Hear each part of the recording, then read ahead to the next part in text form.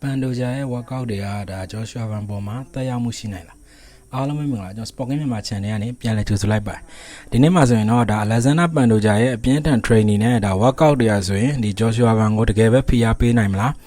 းလူမှုကွန်ရက်မှာဆိုရင်ကျွန်တော်တို့ဒီပန်ဒိုဂျာရဲ့ workout video တွေတော်တော်လေးကို viral ဖြစ်နေတယ်ပေါ့နော်ဒါ heavy back ထိုးတာတွေနောက်ကျတော့ wrestling drill တွေပေါ့နော် strength training တွေကိုမြင်ပြီးတော့ကျွန်တော်တို့ဒီဂျော့ရှွာဗန်အတွက်အနည်းရှိပြီလို့ပြောနေသူတွေလည်းရှိပါတယ်ဒါပေမဲ့ကျွန်တော် workout က champion ဖြစ်စေတဲ့အရာလားဒါမှမဟုတ် 5IQ performance ကပိုပြီးအရေးကြီးတာလားပေါ့ဗျာ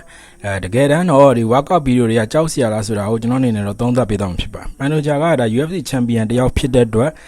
သူ့ရဲ့ training တွေနောက်ကျတော့ NST ကတာမန် fighter တွေနဲ့မတူပါဘူးstrength training တွေနောက်ကျ cardio gravity နောက်ကျ wrestling BJJ prep work တွေဆိုရင်လည်းအားလုံးကိုနေတိုင်းကိုလုပ်နေတာဗီဒီယိုကြည့်လိုက်ရင်အရန်ကျန်းတယ်ဒါ power လည်းကြီးတယ်ပြန် explosive လည်းဖြစ်တယ်ပေါ့နော်ဒါပေမဲ့ဗီဒီယိုထဲမှာမြင်ရတာ ਨੇ ဒါ fight night မှာဖြစ်လာမဲ့ result ကတော့တူမယ်လို့မဆိုနိုင်ပါဘူးtraining video ကလည်း promotion လည်းဖြစ်တယ်ဒါ fighter အများစုက training video တွေတင်တာဆိုရင်ဒါ fan တွေအတွက်ကျွန်တော်တို့ဒီ opponent ကို pressure ပေးဖို့ပြီးတာနဲ့ဒါ sponsor တွေအတွက်လည်းဖြစ်ပါတယ်workout တွေထဲမှာဆိုရင်ဒီအကောင်းဆုံးအချိန်တွေကိုပဲရွေးတင်ကြတာများပါတယ်ပင်ပန်းနေတဲ့အချိန်တွေဒါမကောင်းတဲ့နေ့တွေကိုတော့ဘယ်သူမှမမြင်ရပါဘူးဂျော့ရှွာဗန်ရောဒါဘာလုပ်နေလဲပေါ့နော်ကျွန်တော်အမြင်ပြောရင်ဒါဂျော့ရှွာဗန် social media မှာဆိုရင်ဒါ workout တွေကိုအများကြီးမတင်ပေမဲ့ဒါသူ့ရဲ့တင်းကတိတ်တိတ်ဆိတ်ဆိတ်နဲ့အလုံးလုံးတဲ့တင်းဖြစ်ပါတယ်ကျွန်တော် fight chat နေထဲမှာဆိုရင်ဒါပြောရင် speed တွေ training တွေforward တွေ distance control နဲ့ cardio ဒီပိုင်းတွေကိုပို့ပြီးအောင်ဆိုင်လေးရှိပါတယ်ကျွန်တော် video မတင်တာနဲ့ဒါ training မလုပ်ဘူးဆိုတ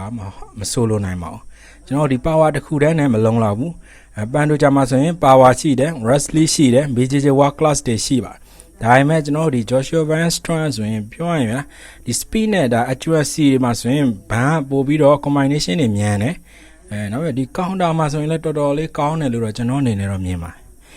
angle chain တွေဆိုရင်လည်းတော်တော်လေးမြန်တယ်ကျွန်တော်ဒီဒါကြောင့်မလို့ muscle ကြီးတာထက် timing ကဒါ UFC မှာဆိုရင်ပို့ပြီးအရေးကြီးတယ်လို့လည်းပြောလို့ရပါတယ်5IQ ကဆိုရင်ဒီအရေးကြီးဆုံး workout က body ကိုတိဆောက်ပေးတယ်ကျွန်တော်ဒီ 5IQ ကတော့အနိုင်ရဖို့ဆုံးဖြတ်ပေးပါတယ်ဘယ်ချိန်မှဝင်ရမလဲကျွန်တော်ဘယ်ချိန်မှတိတ်တောင်းထွက်ရမလဲဘယ်ချိန်မှတိတ်တောင်းကိုဘယ်လိုကာကွယ်မလဲပေါ့နော်ဒီလိုအရာတွေဆိုရင်ဒါဂျင်းမှာဆိုရင်မာဆယ်ဆောက်ရုံနဲ့မရပါဘူးကျွန်တော်ဒီပန်ဒိုဂျာရဲ့အန်နေက wrestling ဖြစ်ပါတယ်ဒါဂျော့ရှွာဗန်အတွက်တကယ်ပဲတတိထားမှန်ကဒီ workout video မဟုတ်ဘူးဒါပန်ဒိုဂျာရဲ့ဒါ chain wrestling တွေ back control နောက်ကျ rear naked choke တွေဖြစ်ပါတယ်ဒီ skill တွေကိုတော်တော်လေးကိုလေ့လာရမှာဖြစ်ပါတယ်ဂျော့ရှွာဗန်အနေနဲ့လည်းပို့ပြီးတော့ဒါပန်ဒိုဂျာရဲ့ပွဲတွေကိုခုချိန်လောက်ဆိုရင်တော်တော်လေးနောကြည့်အောင်ကြည့်ပြီးလေလို့ကျွန်တော်အနေနဲ့တော့မြင်တယ်ဒါတွေကိုဘန်ကာကွယ်နိုင်မယ်ဆိုရင်ကျွန်တော်ဒီ stand up မှာဆိုရင်အခွင့်အရေးတွေပို့ပြီးတော့ရနိုင်ပါတယ်ဂျော့ရှွာဗန်ဒါ short တက်လို့မရဘူးဘန်အသက်ငယ်တယ်ကျွန်တော်ဒီတိုးတက်မှုကလည်းတော်တော်လေးကိုမြန်ပါတယ် pressure တွေဆိုရင်လည်းသူကတော်တော်လေးကိုမကြောက်ဘူးပြီးတော့သူ့ရဲ့ confidence ဆိုရင်လည်းမြင့်ပါကျွန်တော်ဒီ champion နဲ့ထိုးရမယ်ဆိုလို့နောက်မဆုတ်တဲ့ fighter လည်းဖြစ်တယ်ပေါ့နော်ဒါသူ့ရဲ့ပြောရင်ကောင်းတဲ့ဒါပြောရင်ဒါယုံကြည်မှုတွေနဲ့ပြင်းထန်တဲ့စိတ်ဓာတ်တွေပဲဖြစ်ပါတယ်ဒါသူ့အနေနဲ့လူအားလည်းငယ်တယ်စိတ်ဓာတ်ပိုင်းဆိုင်ရာမှာဆိုရင်လည်းဂျော့ရှွာဗန်ကအများကြီးကိုတာတယ်လို့ကျွန်တော်အနေနဲ့မြင်တယ်workout ကဆိုရင်ဒါ motivation ပဲဖြစ်ပါတယ်ဒါပန်ဒိုဂျာ workout video တွေကြည့်ပြီးတော့ဒါဂျော့ရှွာဗန်ကြောက်သွားမယ်လို့တော့ထင်ရင်တော့ဒါမှားပါမယ်ဘာလို့လဲဆိုတော့ကျွန်တော်ဒီ professional fighter တွေကဆိုရင်ဒီ opponent video ကိုကြည့်ပြီးတော့ပို့ပြီးတော့ motivation ရလာတာကများပါတယ်ပြောရရင်များဒီနောက်ဆုံးပြောရင်ဒါဒီပန်ဒိုဂျာရဲ့ workout တွေကဒါသူအဆင်သင့်ဖြစ်နေတယ်ဆိုတာကိုပြသတယ်ဒါပေမဲ့ကျွန်တော်ဒီ workout video အကြောင်းမို့လို့ကျွန်တော်တို့ Joshua Van ရှုံးမယ်ဆိုတာတော့မဆိုလိုနိုင်ပါဘူးfight ကိုဆုံးဖြတ်ပေးမဲ့ຢာတွေက game plan ရဲ့ 5IQ ပြီးတာနဲ့ဒါ cardio mentality နဲ့ဒါ execution တွေဖြစ်ပါတယ်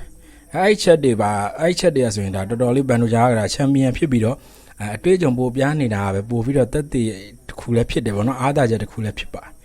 ်ဒါပေမဲ့ဒါတစ်ဖက်မှာဆိုရင်ဒါဂျော့ရှွာဗန်လည်းမြန်နှုံးနေနောက်ပြီးလက်သီးပေါင်းဆက်မှုတွေနဲ့ဒါသူ့ရဲ့တိုးတက်လာတဲ့ကျွန်တော်ဒီစွမ်းဆောင်ရည်တွေကိုပြသထားတဲ့ပြိုင်ဘက်တစ်ယောက်လည်းဖြစ်တယ်